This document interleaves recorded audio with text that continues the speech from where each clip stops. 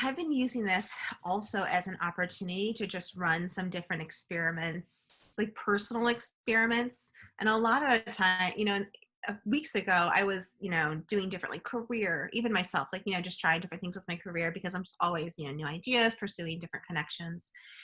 And I feel like that I think the pressure, the expectation of myself to continue doing that now, like one, I had to let that go a couple weeks ago. And really, you talked a little bit about self-care. You were talking about your own self-care and really just think about, gosh, like what is it that I need to prioritize right now? Right? Like what do I need to prioritize right now? And for me, it's like, why is purpose really important to me? Like, what do I think that's going to give me? Right. And my answer is happiness and fulfillment. Hi there, this is Sarah Kuhn. If you are an INFJ or in a relationship with an INFJ or related to an INFJ in any way, and you want to figure out how they operate, what makes them tick, and how to communicate with them better, this is the show for you. It's called The Quiet Ones. This is a show that deconstructs INFJs, what they are, how they think, how they feel, how they operate, and how they relate to people with other personality types. Whether you have just found out that you're an INFJ or have known for a number of years, there is something for everyone. You will learn more about your personality type so that you understand who you are and understand how you operate in the workplace, in relationships, in your family, and with friends. I want you to walk away from every episode feeling like you have a place of belonging, feeling like you are no longer alone, feeling like you have a place to be heard and seen and understood as you really are. This is a place to connect with other INFJs, to learn and grow and really thrive. I want to give you inspiration and real life strategies that are going to help you figure out how to live your best life every single day. Though INFJs are very rare, you are not alone in this world. You are not the only one who thinks the way that you do and feels the way that you do. Hear from real INFJs just like you. All right, good deal. Welcome, everybody. We're so happy to have you here. Joining me today is Kristin. How do you say your last name, Kristin? Mangus. Mangus. Yeah. I would have said it wrong. Thanks for asking. Kristin is an INTJ career coach, and we're so excited to have you here. There's so many things that we can talk about. I think we should start by talking a little bit about quarantine. How's it going for you? How's it going for your household? What's it look like? Yeah. So my husband and I are both working from home, and we have a first and a third grader who are learning from home. And I would say that my days are completely, I feel like 6 weeks ago, I couldn't even imagine, right? Like this would be what I'd be doing with my days. I feel like everything I was doing earlier in the year has kind of either been flipped around, pushed aside, manipulated in one way or another. But it's all good, right? It's all good. So trying to find the opportunity in it. But we have 4 people right now in our house with 3 animals. So it's good times. Yeah. I will say I've talked to a few other people, friends, coworkers, clients, and if anything, it gives me empathy, right? Everybody has their unique situation and everyone has their own challenges, whether it's, your preferences, the people you're with, the people you're not with, your work situation, all, so many different variables. And the more people I talk to, the more perspective it gives me and helps me also see just like what different people are struggling with. And, I think that's been one of the most helpful perspectives or the most helpful things about connecting with people is as much as I can get entrenched in my day to day and what our challenges are. Sometimes it's nice to connect with other people and see, I don't know, like the other side of that coin. Yeah, I agree for sure. It's just me by myself, and I thought my apartment was 400 square feet, and I was calculating it the other night for my niece, and it's like 150 square feet. And I'm like, wow, I don't know why I feel like all of a sudden I'm losing my mind. Well, maybe it's because I need to get outside a little bit more. Oh my goodness. Yes. it's been really good for me, honestly. The first couple of weeks, there really wasn't that much of a difference, and I felt kind of bad because, you know, everybody was freaking out and not being okay, and I was like, I'm really good, you know, like there's really not that much of a change. Yeah. Yeah, but then the last couple of weeks have been pretty difficult. I don't know why, if I'm just going stir crazy or just need a change or something. Yeah. I don't know, but it's crazy the emotions that we go through and the roller coaster of when is it going to end, you know. And then just little things like one of my friends and I were texting about how neither one of us really feels safe being outside. It's just Yeah. like we go outside and we just feel dirty. So as soon as we come back inside, we have to take a shower and make sure that we're like really careful with all of our clothes, and Yeah. it feels weird. It's so funny that you mention it. It's funny how quickly we assume new norms, right? And just like, you know, the way our mind is thinking. My husband and I, and this was weeks ago, because you're right, at the beginning it was fun. And then kind of like, you know, kind of was like, okay, this is what life is going to be like for a few weeks. But we were watching Schitt's Creek one night a few weeks ago, and my husband looked at me and he's like, all I can think is like how close they're sitting. Like, all I can see is how close they're sitting together. He's like, and I know this was filmed a long time ago and it's not even real. He's like, I can't like, oh my gosh, they're so close. And I was like, no, it's crazy how quickly our minds adjust or adapt to a new normal. Yeah. Yeah. Yep. Or maybe we're in a place that hidden anxiety lays. Yeah. I went to the grocery store today and that was one of the things that I was thinking. I mean, that's usually one of the things that I think in the grocery store is like, why are you so close to me? I don't understand why you have to be like right next to me. But now it's even more so because it's like 6 feet, people, 6 feet, you know, it's like now I have a legitimate excuse. Like you need to back up. And I feel sorry for my husband too, because I also feel like, you know, I'm trying really hard to create oh gosh, how would I say, like just like the experience for our kids, right? And try not to project any anxiety or, you know, onto them, and you know, because I don't want, you know, kids they just pick up on things like that. Right. And but while still being honest, right? And you know, about the situation and things like that. And so, but sometimes I think that just becomes a lot of effort, like emotional effort. And then they go to bed and I just like like lose it on my poor husband. Right. Or like on the weekend, there was one weekend, I know you're talking about ups and downs. I feel like, you know, it's like, oh yeah, you have a really great perspective or a really great, you know, approach to all of this. And then all of a sudden one day you just lose your shit. And you're just like, oh, where did that come from? Right. Like crying in the bathroom. I was like, oh, I guess I was holding on to something that needed to like You've been okay for too long and now you need to not be okay for a while. Yes. So I can be okay again tomorrow. Right. But Yeah. But it's definitely a thing. Yeah. So I wanted to talk about finding your purpose in the middle of this quarantine and anxiety mess, especially because right now so many people are out of work or wondering whether they're going to have a job or how long they're going to have a job. But then in the middle of all of that, we're all still going, you know, what am I doing here? What is my purpose for being on this earth at this time? Yeah. How do you even approach something like that? Where do you even start? Yeah.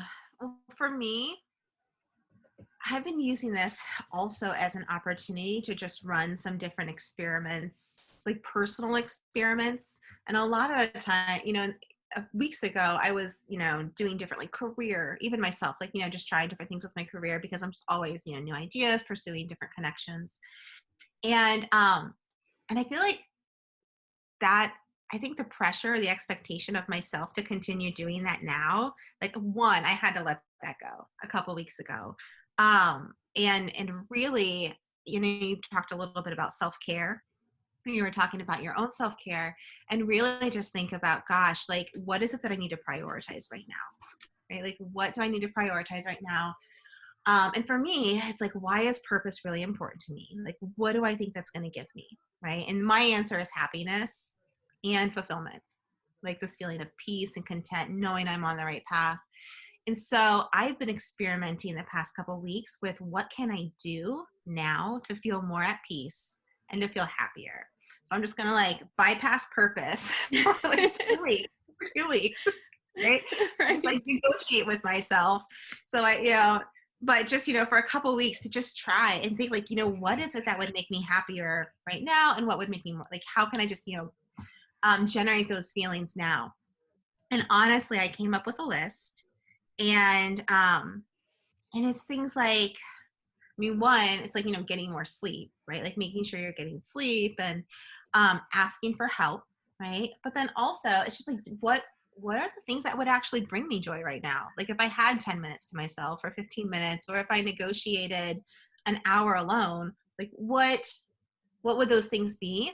And what's really interesting is, and I don't think this is just me, it's hard to identify that. I think when you're constantly like serving other people, or you're doing things, for some form of external validation, you really lose that connection with what is it that brings me joy? What is it that lights me up? What gives me purpose? What makes me feel happy? What makes me feel fulfilled? And to let go of maybe the definition from a career standpoint. I know we talked before about like, purpose being more of who you are, but then also like leaning into just, what lights me up, what makes me feel good. And you can think about, once you identify those things, you can think about like, well, why is that? Like, why do I get joy from that? What is it about that thing? And what do I want to do more of? What do I want to do less of? We talked about some of those things. But then also use the time, once you get clear on it, is what brings you joy and maybe what you want more of. I've also used this as an opportunity to get clearer on like, what is my internal resistance to having that, right? And really kind of explore that, because I think, being able to release some of that resistance, that self-imposed resistance, subconscious resistance, to whatever it is that you want, or to finding your purpose, or to having a different career, whether it's something completely different, or finding a job similar to what you have right now, just for a better organization or different organization. I just think being able to let go of some of that resistance, internal resistance, is going to help you just as much, if not more, than updating your LinkedIn profile. Or there's always a lot of strategies, right, with networking and leveraging relationships, and we can talk about that. But for me personally, I've been trying to go inward more with this time, because it just feels more right. Because I don't know, maybe it's because I'm just isolated with my feelings, right? So going inward feels appropriate. Right. Yeah. That's what I've been doing. I want to break down a little bit more of what you said, because I think right now is a perfect time to be doing that. One of the first things that you said is think about, what do I really want? Yes. And I know that for me, some of the things that have been the biggest things that I've noticed is my commute. I only have to drive 30 minutes one way to work, but still it's an hour every single day. And traffic in Boston is notoriously awful. Yeah. So it's like, hey, here's a whole extra hour that I can do something else that I want to do, rather than something that I have to do. Yeah. When I think about going back to an office with a cubicle, I mean, it just feels like torture. Now that I know what the other side of that looks like, it's like, I don't want that. I don't see myself doing that in the future. If I can at all help it. So, yeah, I think it's so important to think about, like, what do you want? What do you want your life to look like after this? Right? Yeah. And then just believe, when I talk about the subconscious resistance, the other part of that, one is getting clear on what it is that you want, what you really want, what's important to you, what does that look like? And then believing it's possible and you're worth it. right? I think that's the other part to that equation that's equally important. Um, and that's, that's kind of like, again, that internal work. Yeah. But Yeah, a lot of times we get so stuck on what we think that we should do and what the world tells us that, what we should do. Because we're, like you said, we're looking for all of that external validation rather than looking inside and saying, this is actually what I want. This is really what makes me happy.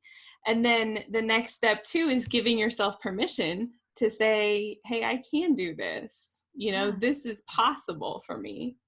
Yes, like, and look for proof, right? Like, if you think, oh gosh, I can't do that work without a degree or without a certificate. Okay, well, look for somebody that is doing it without a certificate or without a degree. I guarantee. I mean, unless it's a neurosurgeon, right? Like that person, it's like a coach, or if you're marketing, and like there are people that you have transferable skills, and more important than that, you have attributes that are unique to you, right?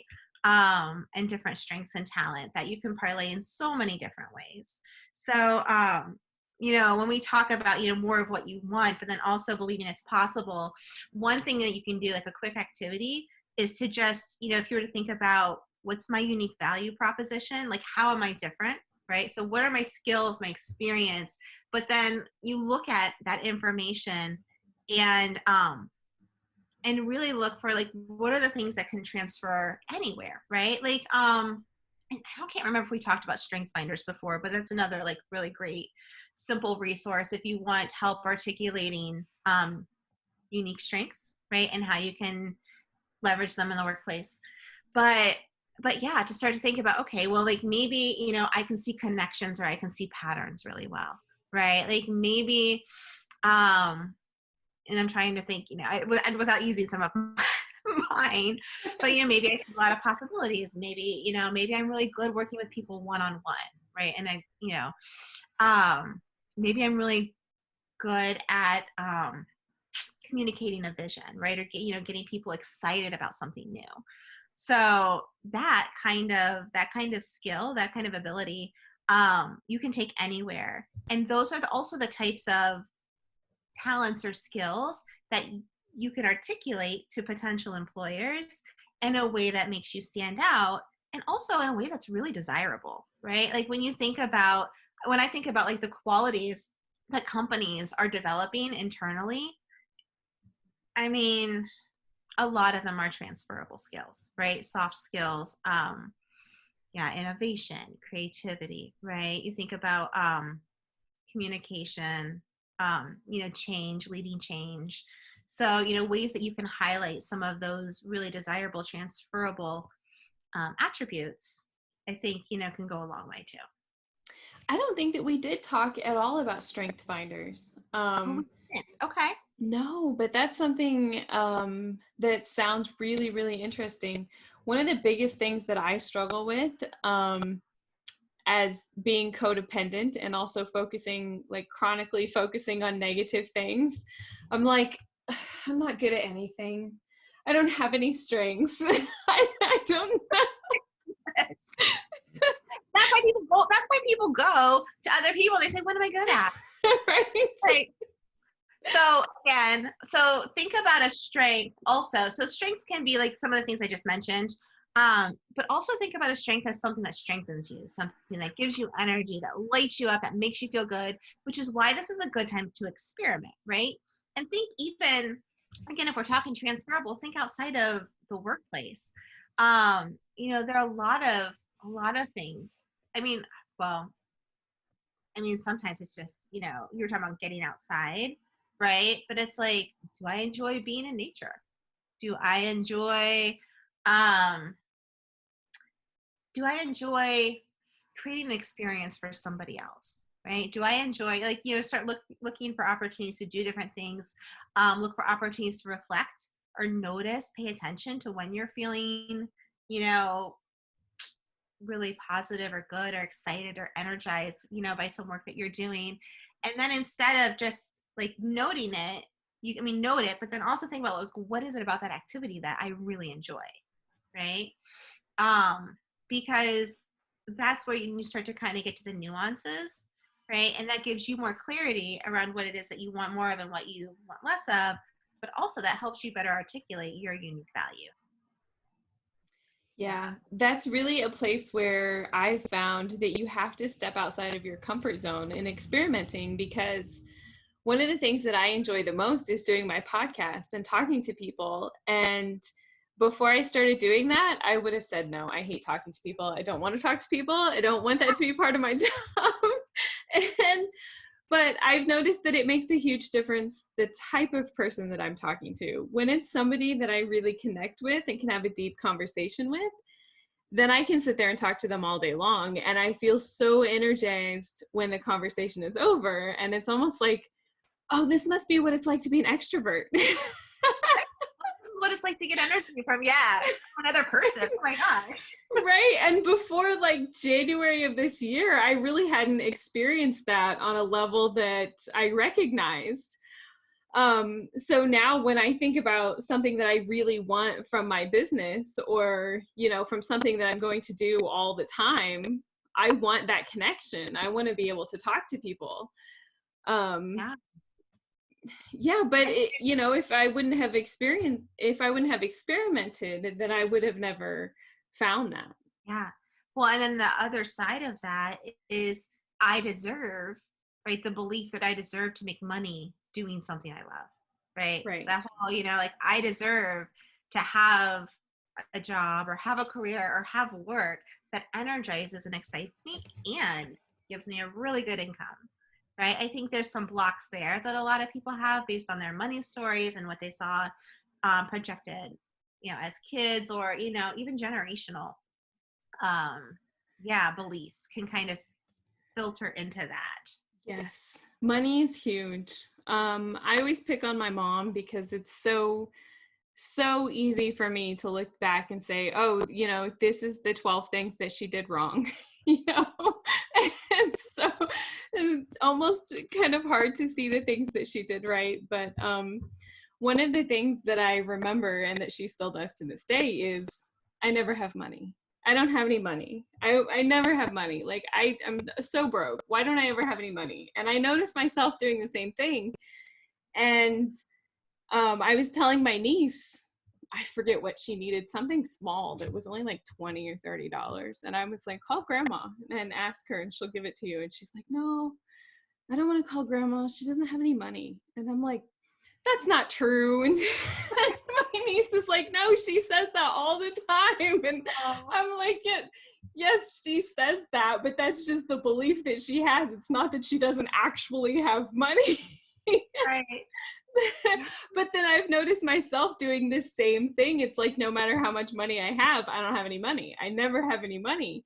And when I do have money, my first response is, why do I have money? What happened here? Like, what hasn't hit my bank account yet? I should get rid of this. And then the next response is, oh, okay, it is actually there. Ooh, what do I need? Like, I have to spend it. Like, it has to go, like, right now. It can't just sit there. I have experienced that same pattern. So then you create you create the experience that you don't have money, right? And it's fascinating. I think a lot of that also has to do with we're wired. Well, we're wired. Our brains are wired to keep us safe, but sometimes like safe gets confused with comfortable, right? And comfortable is what we've always experienced. So you're just kind of creating what, again, the beliefs that were projected when you were younger, right? So, or what you, or even just like how you interpreted your experience, your surrounding, or what you thought was true, whether that was said to you, or acted out or not, right? It's just so fascinating. So yes, when it comes to career, I feel like there are a lot of beliefs that that we could be walking around with that are keeping us from having whatever it is that we want, right? Whether it's a different career, whether it's advancing our current career, whether it's, having a business that allows us to not work, right, in another job, right? And so it's really, I think this is a really good time to kind of like do some of that inner work and reflection, whether it's noticing your belief, because, our beliefs create our emotions and our behavior and our thoughts, right? Like our beliefs drive our thinking, which creates our behavior, which gets our results, right? That gives us our results. And so if we are walking around with a belief, whether we're aware of it or not, we're acting that out and creating the results that are aligned with that belief, right? So in order to get different results, we have to have a different belief. If we're not conscious of it, like how do we figure that out, right? Like that's kind of the whole, I know we talked before about like hypnotherapy as a really good resource for that. There are others too, but really just, starting to become aware of your stories, like those narratives that might be the foundation for some of your situation, your behaviors. Even with all the stuff that we have going on, for some reason, I feel like right now, it's easier for me to notice my own behaviors and my own patterns, right? Or I'll be in a situation, I'll be like, well, that was a shit show, right? Like whatever just happened. And then later, I don't know, it's like, and later I'll be like, well, like how did I contribute to that? Right? Like what could I have done differently? Trying to, take ownership and think about like, well, how can I keep that from happening again? Because the situation is still the situation for the next 2 weeks, right? Like, we're just going to be repeating the same day over and over. Right. So I'm going to keep that from happening. So it's helping me see some triggers, some beliefs, and some patterns that I didn't notice before. So I think it's because everything feels like it's slowed down. We have so much more time to sit back and reflect and say, okay, this is really what's going on. Yeah. Even though it's still hard for me to identify like my emotions, it's just this overwhelmed feeling. But then as time goes by, it's like, okay, I think there's some fear, and I think that there's, some maybe different kinds of fear about different things. Which is big for me to actually name my emotions. That usually doesn't happen. Did you know that naming your emotions in the moment diffuses them? It reduces. Really? Yeah. No, usually I can't name them. It's usually just that because as INFJs, we have this thing called extroverted feeling. So all of our feeling is focused on everybody else, and the last thing that we're looking at is ourselves, right? So when we get in a situation where we're overwhelmed, it's like, how can I fix this for everybody else? I'm really concerned about everybody else, and I don't even know what's going on with me. I'm just ignoring that because that doesn't matter. What matters is that everybody else is okay.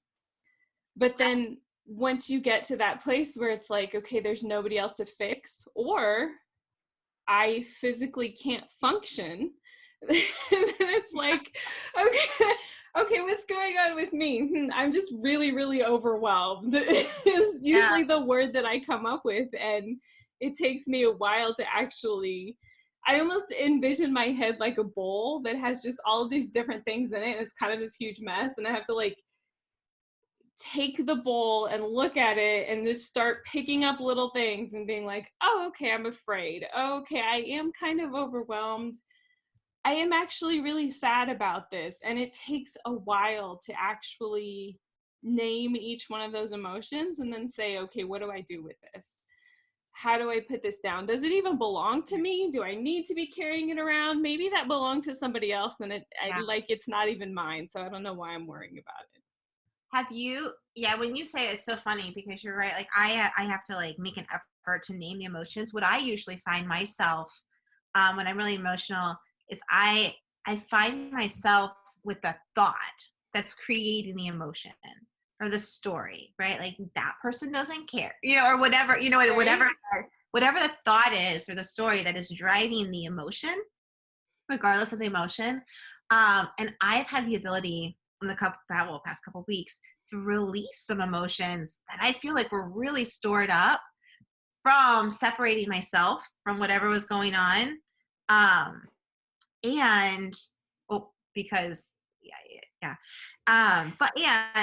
And when I was like basically by myself in the bathroom, if I'm being honest, I was by myself, and it's like, and start saying out loud like the thoughts that are in my head, like what, and And it's crazy what kind of stories come out or what kind of beliefs show up. Um, yeah, that, I mean, like for a later time to like, look at, but it's really, like you said, it's like, is this true? Is this mine? Was this given to me? What is it that I'm really afraid of? Right. Yeah. That question alone, what is it that I'm really afraid of? Um, but that I found, yeah, that a lot of times it's the stories or the sentence, the words in my head that are really, yeah, causing some crazy Yeah. behavior. And it's I've almost easier noticed, to identify that than the emotion. right? I've Yeah. noticed one of the big things that I do that I don't know why I do it, but somebody will say something to me that most people would probably think is like benign.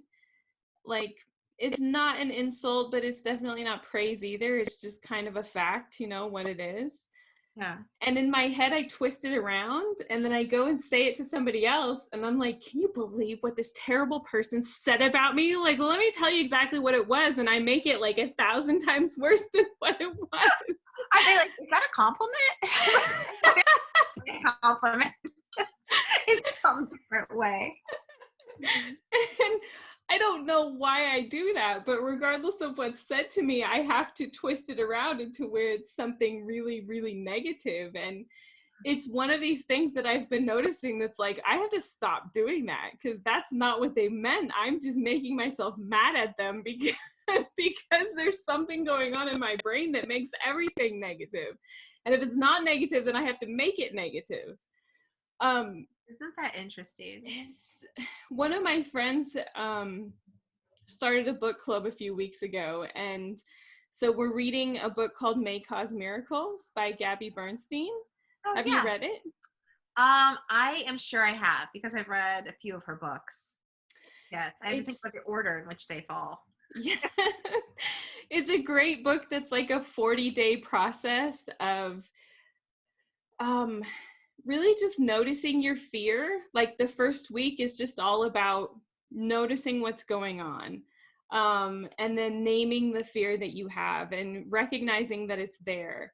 And then I'm on like the second week, I think, which is about focusing on yourself and the negative thoughts that you have about yourself, like your body image and Yeah. things like that. And when my friend was telling me about the book, I was like, yeah, that sounds really scary. I'm not really interested in it. She's like, no, you like self-development stuff. Like, you're really going to like this. Just try it. Trust me. And she does it, each one of the exercises every day in such a gentle way that's like, it doesn't seem scary at all. But the biggest thing that you get out of it is the awareness of what's going on.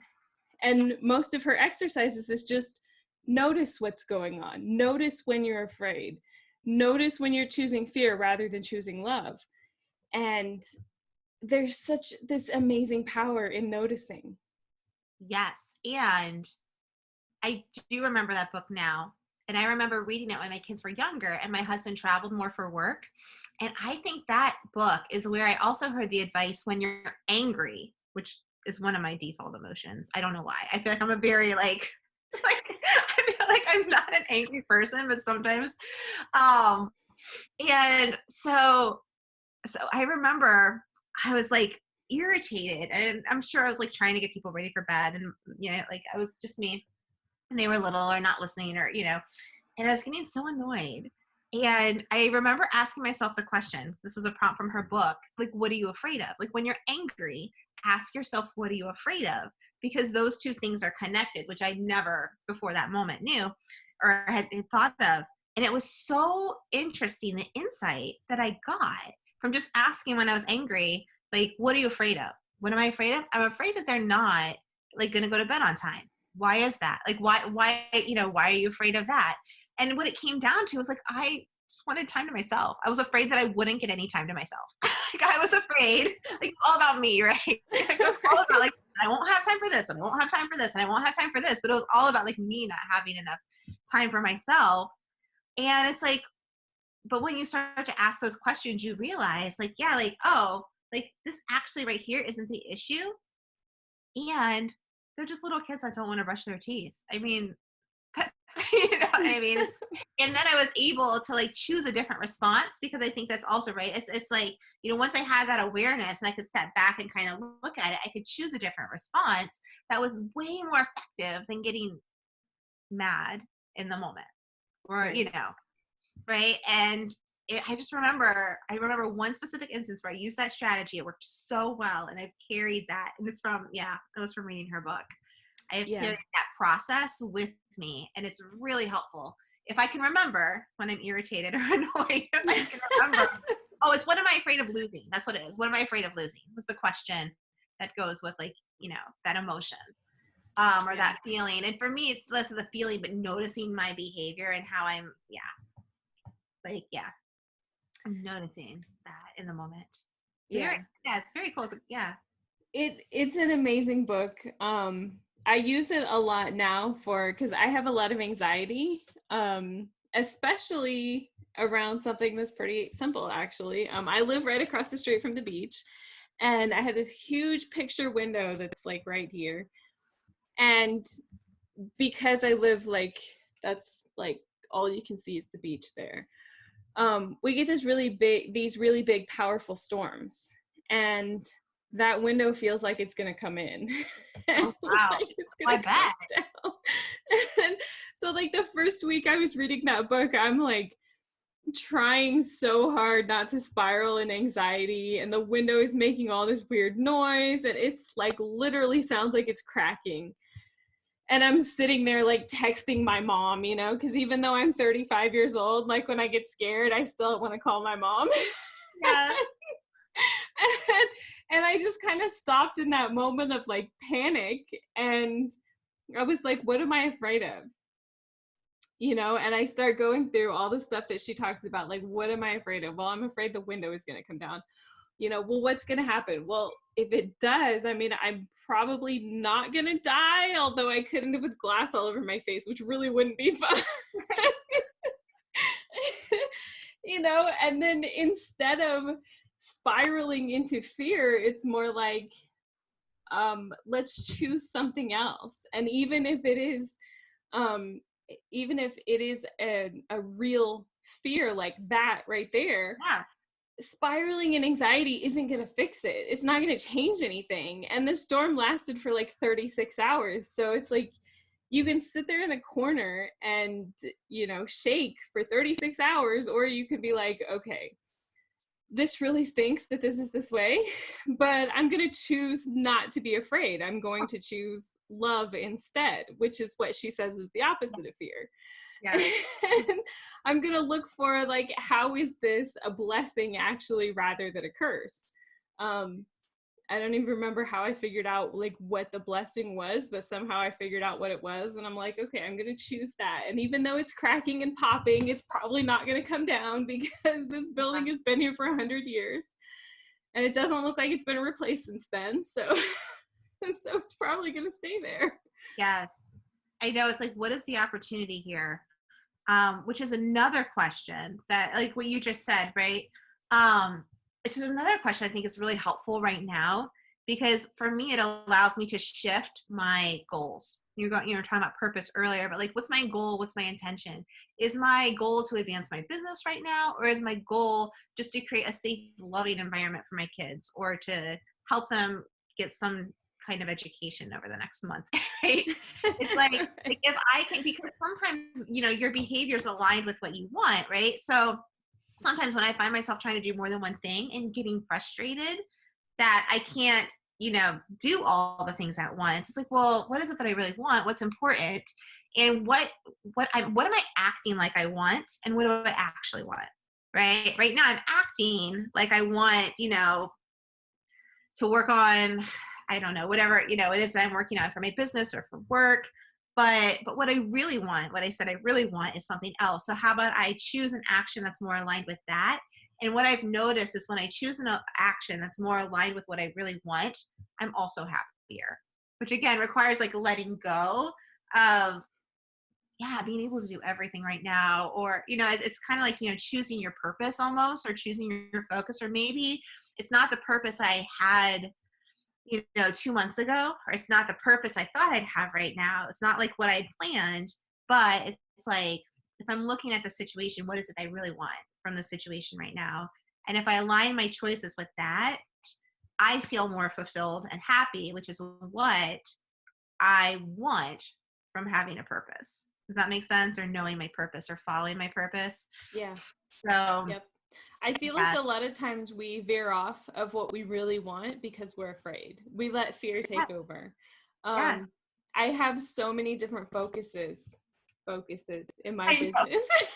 I'm passionate. Yes, that's the I term. have I have 4 distinct different blogs and really 3, well, probably actually 4 different passions that I really want to go after. And it seems like every time I have a big project that I want to do that I've kind of set a deadline for, it's like, oh, let me go do something else. Like this week. This week, I decided that I'm going to put together a new course for my INFJ woman community that's about purpose, actually. And so I worked on that a little bit last week. And this weekend, I was like, I'm going to start a food blog. I think that would be so much fun. That would help me to be able to eat better and get healthier during this quarantine, right? Because we're going to make the most of this time that we're spending at home. And so Yes. I'm like putting together this whole new blog, and because I love building websites and branding and all that kind of stuff. And I'm sitting there at 3:00 this morning because I could not sleep. And I'm putting the finishing touches on my website, seriously impressed by how fast I put all of it together, going, why am I building a food blog at 3:00 in the morning? No. Shouldn't I be sleepy? It's like, why am I choosing to punish myself in this way? Because it is actual punishment. I feel all the time. Like, the expectations you put on yourself or the things you commit or the things that you feel like you should. Yes, it's like I have to remind myself too, I can have an idea and not have it like be my idea. Like, or not, you know what I mean? To have ownership. Right. It's like I can just watch an idea go by. I had a similar experience when my kids, once we found out we were doing like the distance learning and they were going to be, at home. And I was like, so I know, people that are substitute teachers or other people who, are kind of like lost their income. And I was like, oh, it'd be great is if you just use Zoom to have like virtual play dates where you have somebody, you know what I mean? They could have like a group of kids that are friends and they could do an activity together. And then the parents would get some free time, me. And, but also you have someone engaging your kids. And I was like, what a great idea. And then I saw somebody who was offering something like that. And they were looking for beta testers. And I was like, I will sign my kids and their friends up for doing it, right? And it was a 20-minute, like 30-minute, call. And it was with their own friends. And they are 7 and 9, right? So there are maybe like 6 kids on this call. I listened to it and I was like, nope, like you do not need to create this. Like you do not need just because you have an idea doesn't mean you have to pursue it. Thankfully, I had the experience of just listening in. And I was like, oh no, I don't even want to broker. I was thinking, I was like, oh, you just need a platform where you can broker, these different experiences. No, I was like, just let it go. Like, why do you think, like, I know, it's like, why do you think just because the idea comes to you? Yeah. But Yeah, that you need to go do it. It's so funny. Yeah. One of the things that I struggle with is what are reasonable expectations? And my niece was asking me that. My niece is 16 and, she's struggling as well, trying to figure out, what to do because the school that she's going to isn't really doing distance learning or e-learning. They're just kind of like, here are a couple of things a week that you can do if you feel like it, but you're not going to be graded on it. And she's like, why would I do that? Yeah. So she's basically left with not really anything to do. And so she was asking me, what are reasonable expectations? And I'm like, I don't know. I can't set reasonable expectations for myself. So how can I tell you what's reasonable? Well, and what's funny is the expectations you would put on someone else are probably not the same level of expectations you'd put on yourself. Right. Which, yeah, it's funny. I feel like our school is taking the opposite approach. And I feel like I can lesson plan for like the whole week, every Sunday night. or like a first and third grader. Get all the information, yes. Oh my goodness. They don't even give you a plan. They're just like, Oh here, no, get they all give this you a stuff. plan. They give you a plan. Okay. I have to understand the plan, and I have to make sure I have like all like the things that I need, like whether it's an app or but just like what's the theme for the week? What is it that they're gonna be asked to do? When do they have Zoom calls? When do they just different things like that. Yeah. Like what is the actual work? Because what I learned the first week is if I just sit down with a plan and be like, okay, what do we want to do? Well, first of all, no one wants to do any of it. I mean, like if they're like, oh, can I go outside and play? Or it's like, so the first week I gave them a lot of choice, and then I realized like, oh, like that's not going to work for us. Yeah. So it's all growth mindset. It's all like, learning but yeah, so no, it's like, it's understanding it so that I can communicate. And then it's like, what do I need to know? My first grader was asked to do some work, and it was just like underline, different like grammar terms that I don't remember. And and he's like, well, what does that mean? I can't even remember what the term was. Like underline something in these words. And I was like, I don't know, let me Google it. And he was like, you must not be very smart. He's like, I don't think you're very smart. And I was like, I'm very smart, thank you. I was like, very smart. I was like, what I don't remember are the grammar terms for first grade, like reading. That's what I don't remember. Let me tell you how often you're going to use that based on stuff that actually makes you smart. But it's important also because it's the foundation for the rest of how they're learning to read. And so I was like, oh, I have to so when you're like, I have to I like to learn these terms so I can at least know what I'm asking them to do. Right. Because they're like, well, what does that mean? And I'm like, I don't know. We Google. Yeah. Yeah. My niece's dad decided to give her money every month, I think, so that she can buy her own groceries, because he's gotten to that point where he's like, I don't want to talk to you about this anymore. You just do it. You think it's so easy? You go do it. Yeah. and so she was texting me about it, and she's like, oh, this is going to be awesome. This is going to be totally easy. I'm going to get exactly what I want, and it's going to be perfect. And I'm like, okay, cool. Let me know how it goes. And because it's kind of, that 16-year-old mindset of, oh, I can do everything better than you can. Oh, and yeah. It really actually is really easy. And you're just making it hard, or, you're not really that smart, and I'm smarter than you are. Yes. Well, and he didn't mean it in a negative way, but he was just like, you don't know, like first grade, like he just his thoughts. Right. But what was funny was a couple of hours later, she calls me and she's like, this is really hard. I'm like, really? You mean buying groceries for a whole month at a time and budgeting your money is actually hard? That wasn't just me being not very smart? I know. Well, and you were asking earlier, like, what's the opportunity in the situation? The other thing I try to ask myself is like, what do I have an opportunity to appreciate? Because a lot of times, like when you're struggling or you're like frustrated or you're like, oh my gosh, you're like, there's something. I mean, like it's always insight into what you take for granted and what you can appreciate. Yeah. Yes. I mean, and recognize that everyone is doing their best, and everyone's best, can be different or look different, and that's okay. So, so much opportunity for empathy. For yourself, for others. It's like there's so much growth opportunity here. Oh, and you were talking about choosing love over fear. It reminded me, and I want to make sure I mention it for you specifically. So the hypnotherapy school that I'm a part of, Grace Smith, she has an app that is free right now until the end of the month. And it has a lot of hypnotherapy recordings that you can listen to every day. One of them is choosing love over fear. Like there is a specific recording with that title. And it is based on like Marianne Williamson, which was the basis for Gabby's work. Mm-hmm. The whole, choosing, or at least around that phrase, right? Choosing love over fear, like that whole idea.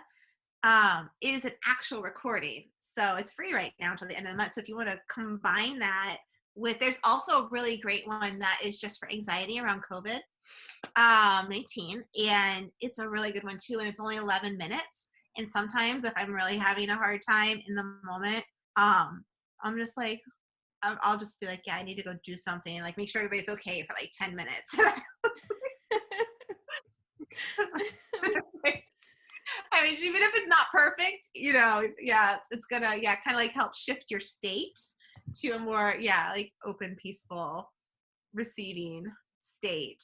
Yeah, for Yeah, sure. so that's a really great resource. What's the name of the app?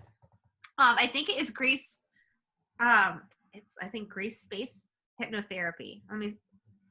Yep. Hold on. It's Grace Space. I'm sure, but let me just confirm that by pulling it up. Yep, Grace Space, and it looks like this. Can you see that? Awesome. Yeah, I'm going to try it out. And I'll put a link in the show notes too for everybody else. So many great resources.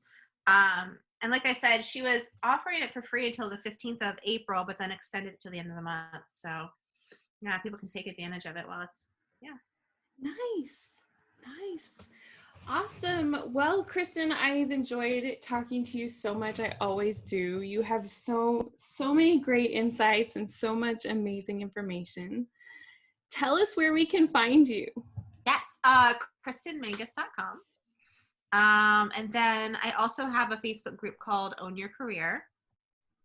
Let's see, those are probably the two best places. Feel free, if anybody, I am doing some one-on-one work. We were talking about hypnotherapy. I am saving some space in my life right now to continue working with people in that capacity, specifically around kind of what we talked about earlier, like getting clear on what it is you really want, and dissolving, like kind of like identify and dissolving the barriers, those subconscious barriers or resistance that you have to having that, along with like helping people with like daily reprogramming. Whether you use like a recording from Grace's app, or if you do self-hypnosis, or I create something that's like more personalized to the individual. But I am doing some of that work right now too. And if anybody is interested in that, they can just reach out to me on Facebook or my website either. But